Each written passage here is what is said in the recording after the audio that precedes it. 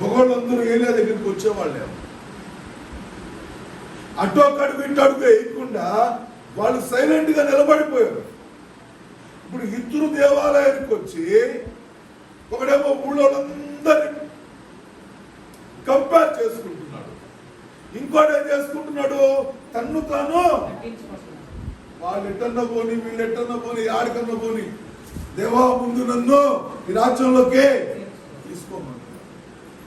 యేసు ప్రభువు వారు చెప్పిన మాట, గుడ్డోళ్ళ జోలికి పోమాకండి. చాలా మంది గుడ్డోళ్ళు తిరుగుతున్నారు లోకంలో.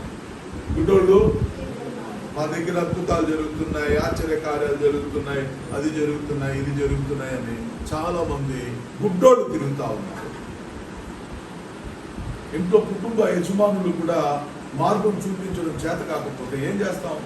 పిల్లోడు ఏం చేస్తాడంటే కొద్దిగా ఎదిగిన తర్వాత, నాయన కామ్ కూర్చో, నీకేం తెలియదు అంట.